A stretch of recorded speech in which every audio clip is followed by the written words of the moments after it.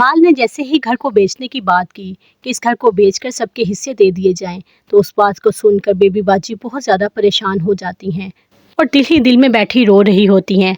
अस्मा आती है और कहती है कि अम्मी आप क्यों रो रही हैं, क्या हुआ? उस पर बेबी बाजी उसको बताती हैं और कहती हैं कि जमाल ने मुझे कहा है कि इस घर को बेच दो और मैं बहुत ज़्यादा परेशान हूँ। मेरा तो अब दिल चाहता है कि बस सदीकी साहिब के पास चली जाऊँ। अस्मा कहती है कि अम्मी ये आप किस तरह की बातें कर रही हैं? अल्लाह ताला आपको लंबी ज़िंदगी दे और आपका साया हमारे सर पर सलामत रखें।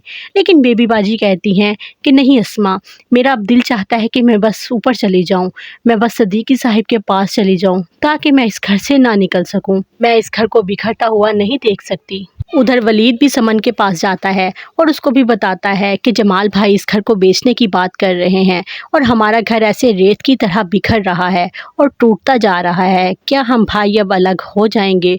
मुझे बहुत दुख हो रहा है इस बात का। और वासिफ भाई भी तो अलग जाने की बात कर रहे हैं कि मैं इस घर से चला जाऊंगा और कहीं और शिफ्ट हो जाऊंगा। और समन ये बात जाकर अपनी माँ को बताती है और उसकी माँ बेबी बाजी के पास आती है और कहती है कि आप, मैं ये क्या सुन रही हूँ कि ये घर मुझे पता है कि सदीकी साहिब और आपने किस तरह से बनाया। बाजी आप इस घर को मत बेचिएगा और इस घर को टूटने मत दीजिएगा। मुझे ये सुनकर बहुत ज़्यादा परेशानी हुई। बेबी बाजी भी कहती हैं कि बस चुप कर जाओ, मुझे खुद समझ नहीं आ रही कि मैं क्या करूं। बस अब तो मुझे मौत ही आ जाए और इस घर से मेरा जनाजा उठ जाए, उसके बाद ये बच्चे इस घर का जो करना चाहें वो कर लें, लेकिन मैं इस घर को बिखरता हुआ नहीं देख सकती। नज़रा जैसे ही इन दोनों की बातें सुनती है तो बहुत बुड़बड़ाती है और अपनी दिल ही दिल में कहती है कि लगता है कि आमिर बाबा के पास फिर से जाना पड़ेगा और कुछ और भी चढ़ावे देने पड़ेंगे ताकि इस बुढ़िया से तो जान छूटे। ये बुढ़िया जाएगी तो ही मेरी इस घर में चलेगी, तो ही मैं इस घर पर राज कर सकूंगी।